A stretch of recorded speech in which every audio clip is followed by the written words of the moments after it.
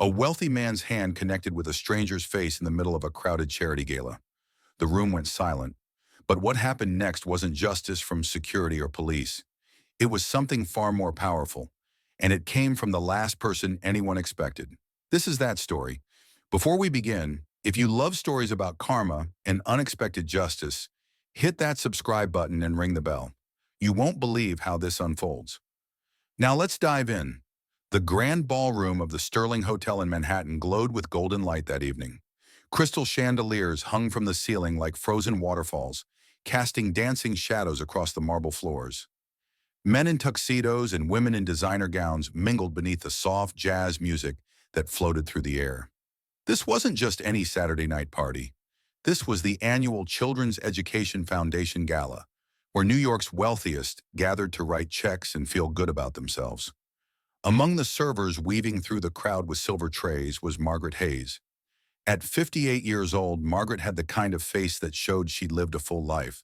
Smile lines crinkled around her eyes, and her hands, though steady with the tray she carried, showed years of hard work. She wore the standard catering uniform: black pants, white button-up shirt, black vest, and she wore it with quiet dignity. Margaret had been working for Prestige Catering for 3 years now, ever since her divorce left her scrambling to help pay for her two kids' college tuition. Her daughter was studying nursing. Her son wanted to be a teacher. Margaret worked double shifts whenever she could, and she never complained. That wasn't her way. She moved through the crowd with practiced efficiency, offering champagne and hors d'oeuvres to guests who barely glanced at her. To them, she was invisible, just part of the background, like the flowers on the tables or the music in the air. And Margaret was fine with that. She'd learned long ago that honest work was nothing to be ashamed of, no matter what form it took. On the other side of the ballroom, Preston Blackwell held court with a group of admirers. At 45, Preston had the kind of confidence that came from never hearing the word no in his entire life. His family's real estate empire had been built by his grandfather, expanded by his father, and now Preston coasted on their legacy while pretending he'd earned it all himself. He wore a custom Italian suit that cost more than Margaret made in 3 months and a watch that could have paid off her mortgage. His voice boomed across the space as he told a story about his new yacht, gesturing wildly with a glass of scotch in his hand. "So I told the guy, I don't care if it takes 6 extra months. I want real teak wood on the deck.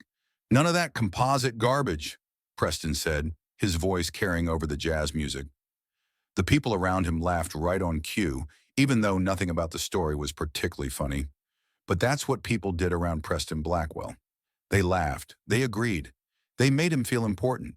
Because Preston had money, and money opened doors, and everyone wanted those doors to stay open for them. Margaret was refilling champagne glasses near the bar when she heard the kitchen manager's voice in her earpiece. "Margaret, can you take a tray of red wine to the west side of the ballroom? Table 12 looks empty." She nodded to no one in particular and picked up a fresh tray, carefully balancing 8 glasses of Cabernet as she made her way through the crowd. She'd done this hundreds of times, thousands maybe. She knew how to navigate tight spaces, how to anticipate when someone might turn suddenly, how to keep her tray level even when the crowd pressed in around her. But she didn't anticipate Preston Blackwell taking a dramatic step backward right into her path as he acted out part of his yacht story. The collision happened in slow motion and lightning speed all at once. Preston's elbow connected with the edge of Margaret's tray. The glasses tilted.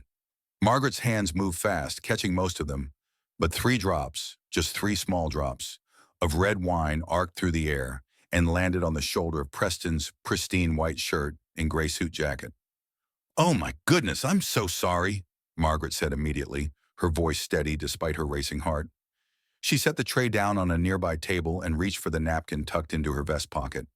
"Please let me help clean that up. I'm so terribly sorry, sir." Preston looked down at his shoulder like she'd thrown acid on him. His face flushed red and his jaw clenched. The group around him went quiet, sensing the shift in energy. "Are you kidding me right now?" Preston's voice cut through the jazz music like a knife. "Do you have any idea how much this suit costs?" Margaret kept her voice calm and professional. "I sincerely apologize, sir. It was completely my fault. If you'll allow me, I can get some club soda and... Club soda? Preston's voice rose even louder now, and people from other parts of the ballroom started to turn and look. This is a $15,000 suit, you clumsy idiot. Club soda isn't going to fix this.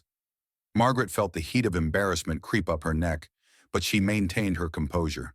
She'd dealt with difficult customers before. I understand you're upset, sir. I take full responsibility. Perhaps the catering company can cover the cleaning costs. Cleaning costs? Preston laughed, but there was no humor in it. His friends shifted uncomfortably, and one of them put a hand on his arm, but Preston shook it off. He was just getting started, and he had an audience now. More people had stopped their conversations to watch. Some were already pulling out their phones. People like you probably can't even afford to look at a suit like this, let alone pay to clean it. What do you make, minimum wage? Tips? Margaret's hands trembled slightly, but she kept them clasped in front of her. Sir, again, I apologize. I didn't mean... You didn't mean to? Preston stepped closer to her, invading her space. He was at least 6 inches taller than Margaret, and he used that height to loom over her. You didn't mean to be incompetent at the one simple job you have? Walking around with a tray? That's literally all you have to do, and you can't even manage that. The ballroom had grown quieter now. The jazz band played on, but dozens of conversations had died mid-sentence. Women clutched their pearls. Men exchanged glances. Some looked uncomfortable, but no one moved. No one said anything. They just watched, like this was entertainment, like Margaret's humiliation was part of the evening's program. I work hard at my job, sir, Margaret said quietly, her voice steady despite the tears threatening to form in her eyes. And I've apologized sincerely. I don't know what else you can do. Preston cut her off, his voice dripping with contempt. You can learn your place. You can learn that when people like us come to events like this, we shouldn't have to deal with incompetent help who can't perform basic tasks. You're here to serve us, not ruin our evening with your carelessness. One of the other servers, a young man named Danny, started moving toward them, but the catering manager caught his arm and shook his head. Don't get involved. Don't make it worse. Margaret saw this out of the corner of her eye, and something inside her chest tightened. She was alone in this, surrounded by hundreds of people, and completely alone. You know what your problem is? Preston continued, seemingly unable to stop himself now. The power he felt in this moment, the attention, the ability to make someone feel small, it was intoxicating to him. Your problem is you people think you can just stumble through life without consequences. Well, guess what? Actions have consequences. Before Margaret could process what was happening, Preston grabbed her arm roughly, his fingers digging into her wrist. She tried to pull away instinctively, and the tray she'd set down earlier clattered to the floor, glasses shattering across the marble. The sound echoed through the ballroom like gunshots, and then Preston Blackwell slapped Margaret Hayes across the face. The crack of his palm against her cheek was the only sound in the entire ballroom. The jazz band had stopped playing. Every conversation had ceased. 300 people stood frozen, witnessing what had just happened. Margaret's hand went to her face, her eyes wide with shock. A red mark was already blooming across her pale cheek. She couldn't speak, couldn't move, couldn't process that this was really happening. Preston's face showed a flash of something, maybe regret, maybe fear, but then his arrogance took over again. He straightened his jacket and sneered at Margaret. That's what happens when poor people don't know their place. Maybe next time you'll be more careful. Someone in the crowd gasped. A woman whispered, "Oh my God," to her companion. Phone cameras pointed at the scene, recording every second. But still, no one moved to help Margaret. No one stepped forward to confront Preston. They were all too shocked or too scared or too concerned about their own social standing to get involved. The security guards stationed by the doors had started moving forward, but they were still 30 feet away, trying to push through the crowd. Margaret stood there, her hands still on her burning cheek, fighting back tears. She wouldn't give Preston the satisfaction of seeing her cry. She wouldn't break down in front of all these people, but the humiliation was overwhelming, crushing, suffocating. This was someone's mother, someone's daughter, a woman who worked 2 jobs to put her kids through college, who volunteered at her church on Sundays, who'd never heard anyone in her entire life, and she'd just been struck in front of hundreds of people who did nothing. Then a voice cut through the silence, calm, authoritative, cold as winter. Preston Blackwell. The crowd parted like the Red Sea as Thomas Grant walked forward. At 62 years old, Thomas Grant was a legend in Manhattan, a self-made billionaire who'd started with nothing and built a technology empire that changed how the world communicated. He was the host of this entire event, the founder of the Children's Education Foundation, and one of the most respected philanthropists in the country. His net worth was somewhere in the billions. The exact number changed depending on the stock market, but he was known for his humility and his generosity. Thomas wore his tuxedo like he wore everything, simply, without flash, without needing to prove anything to anyone. He walked straight to Margaret, ignoring Preston completely. "Ma'am, are you all right?" His voice was gentle, concerned. He pulled a pristine white handkerchief from his pocket and offered it to her. "Please." Margaret took it with shaking hands, pressing it against her cheek. I'm okay. Thank you." Thomas nodded, then turned his attention to Preston. The look on his face could have frozen fire. "Do you know who this woman is, Preston?" Preston's bravado faltered for just a moment. He glanced around at the crowd, suddenly aware that Thomas Grant, the Thomas Grant, was now involved. She's just a server who... Her name is Margaret Hayes," Thomas said, his voice cutting through Preston's excuse like a razor. "And I've been searching for her for 20 years. The ballroom was so quiet you could hear people breathing. Margaret looked at Thomas with confusion. She'd never met this man before in her life. How could he possibly know her name? Thomas turned to address the entire room, but his words were really for Margaret. 23 years ago, my daughter Rachel was in 8th grade. She had severe dyslexia and dyscalculia. Math and reading were torture for her. She was failing most of her classes, and she'd started telling us she wanted to drop out of school entirely. My wife and I were desperate. We hired tutors, tried different schools, but nothing worked. Rachel was convinced she was stupid, and she'd given up on herself. Preston tried to interrupt. "Look, I don't see what this has to..." Thomas held up one hand, and Preston went silent. "When a billionaire tells you to be quiet, you be quiet." Rachel had one teacher who didn't give up on her, Thomas continued. A social studies teacher who noticed Rachel wasn't stupid at all. She was brilliant, actually. She just learned differently. This teacher started staying after school 3 days a week, completely unpaid. She bought special books with her own money. She created custom lessons that worked with Rachel's learning style instead of against it.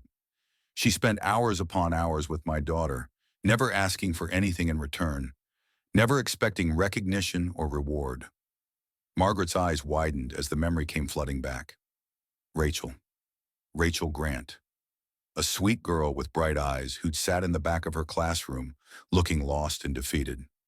Margaret remembered staying late with her, remembered buying those colored overlays and special reading materials, remembered the day Rachel finally understood the Constitution and smiled so big it lit up the whole room. "That teacher was you, Margaret," Thomas said, his voice thick with emotion now. "Because of you, Rachel didn't drop out. She learned to advocate for herself. She learned she wasn't broken or stupid. She just needed someone who believed in her. Today, Rachel is Dr. Rachel Grant. She's a pediatric neurologist who specializes in helping children with learning disabilities. She's helped thousands of kids, and it all started because one teacher cared enough to stay late and buy books with her own money." Tears were streaming down Margaret's face now, but they weren't tears of humiliation anymore. They were tears of shock, of memory, of overwhelming emotion. "I remember Rachel," she whispered. "She was such a wonderful girl. I always wondered what happened to her." Thomas smiled, and there was genuine warmth in it. "She's wonderful because you saw her when others didn't, and I've been trying to find you for years to thank you. We moved to Connecticut the next year for my work, and Rachel transferred schools. By the time we thought to reach out, you'd moved districts. We lost track." He paused, looking back at Preston with disgust. "And tonight, I find you being assaulted by this pathetic excuse for a man." Preston's face had gone from red to white. He looked like he might be sick. "Mr. Grant, I didn't know." If I had known she was important, important? Thomas's voice could have cut steel. She was important the moment she was born. She's important because she's a human being. The fact that you only see people as important when they're connected to wealth or power tells me everything I need to know about who you are, Preston. The crowd murmured in agreement. Phones were still recording. This would be all over social media within the hour, and Preston Blackwell knew it. His friends had already backed away from him, distancing themselves from the disaster. Thomas addressed the entire ballroom now, his voice ringing clear. I want everyone here to understand something. This event, this foundation exists because I believe education changes lives. I believe teachers like Margaret are the real heroes of our society. They work for modest pay, buy supplies with their own money, and change the trajectory of children's futures. And yet we treat them like they're invisible, like they don't matter. He turned to glare at Preston. Like they can be humiliated and assaulted without consequence. Preston tried one more time, his voice desperate now. Mr. Grant, please, I made a mistake. I wasn't thinking. You were thinking exactly what you always think, Thomas said coldly. That money gives you the right to treat people however you want. That your wealth makes you superior. That consequences are for other people. He pulled out his phone and made a call, right there in front of everyone. Security, this is Thomas Grant. Please escort Preston Blackwell out of the building. He is permanently banned from all of my properties, all of my businesses, and any events I host or attend. Make sure every establishment I'm affiliated with knows his name and his face. Preston's jaw dropped. You can't. That's dozens of restaurants, hotels, clubs. I can, and I just did. Thomas ended the call and looked at Preston with contempt. You put your hands on another human being.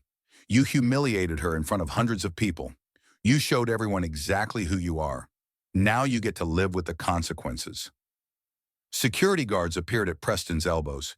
He looked around desperately for support, for someone to defend him, but everyone avoided his eyes. His friends had melted into the crowd. In a matter of minutes, Preston Blackwell had gone from holding court to being escorted out like a criminal. As they led him toward the exit, his protests echoing across the marble floors, not a single person moved to help him. When the doors closed behind Preston, Thomas turned back to Margaret. His expression softened immediately.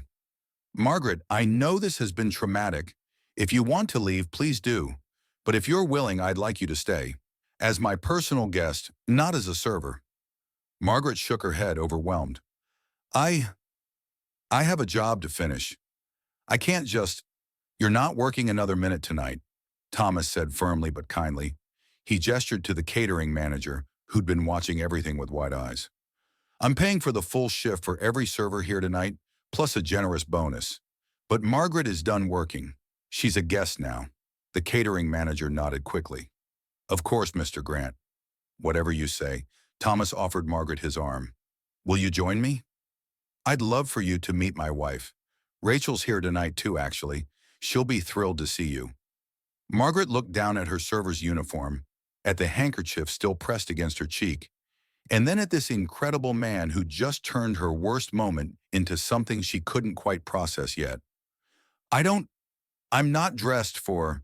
You're dressed perfectly, Thomas said simply. You're dressed like a woman who works hard and takes care of her family. That's more respectable than any designer gown in this room. As Thomas led Margaret through the crowd, something remarkable happened. People started applauding. It began with one person, then another. Then a wave of applause swept through the entire ballroom. People were crying. People were nodding in approval. And several servers, Margaret's co-workers, were beaming at her with pride and joy. Thomas walked Margaret to a table at the front of the ballroom, where an elegant woman sat next to a younger woman in her early 30s. The younger woman looked up, saw Margaret, and her eyes went wide with recognition. Mrs. Hayes? Is that? Oh my God, Mrs. Hayes! Rachel Grant jumped up and threw her arms around Margaret, who was crying freely now. I can't believe it's you, Rachel said through her own tears. I've thought about you so many times. You changed my entire life. Over the next hour, as the gala resumed around them, Margaret sat with the Grant family and learned what had happened to that struggling 8th grader. Rachel told stories about medical school, about her work with children who had learning disabilities, about how she always told her patients about the teacher who first believed in her. Thomas's wife, Catherine, held Margaret's hand and thanked her over and over for saving their daughter. And then Thomas made an announcement that left Margaret speechless. He'd already spoken to his foundation's board. They wanted to offer Margaret a position as an education consultant, helping develop programs for at-risk students. The salary was more than Margaret had ever imagined making. Plus, Thomas had established full scholarship funds for both of Margaret's children, covering their remaining tuition, room, board, and expenses. "You gave my daughter a future," Thomas said simply. "Let me give your children the same gift." Margaret couldn't speak. She just nodded and cried, and couldn't believe that what had started as the worst moment of her life had somehow transformed into the best. Before the night ended, Thomas addressed the ballroom one final time. "Tonight, everyone witnessed something ugly, but I hope you also witnessed something important. We live in a world that often values the wrong things: money, status, power. But those things don't define character. Character is how we treat people who can do nothing for us. Character is staying late to help a struggling student. Character is working double shifts to put your kids through college. Character is maintaining your dignity when someone tries to steal it from you." He looked directly at Margaret, who sat surrounded by the Grant family. "Margaret Hayes has more character in her little finger than most of us have in our entire bodies. And if tonight taught us anything, it's that we need to do better. We need to see the people around us. We need to value kindness over wealth. We need to stand up when we see injustice, not stand by and film it." The ballroom erupted in applause again, and this time Margaret allowed herself to smile. Her cheeks still hurt where Preston had struck her. The humiliation of that moment would probably stay with her for a while, but it was already being replaced by something better, by justice, by recognition, by the overwhelming kindness of people who actually valued what mattered. As the evening wound down, Margaret thought about her kids, about how she'd tell them this story, about how sometimes the worst moments of our lives can transform into something beautiful if the right people are watching. She thought about Preston Blackwell, too, about how his cruelty had exposed him to the world, about how his arrogance had cost him everything he thought made him important.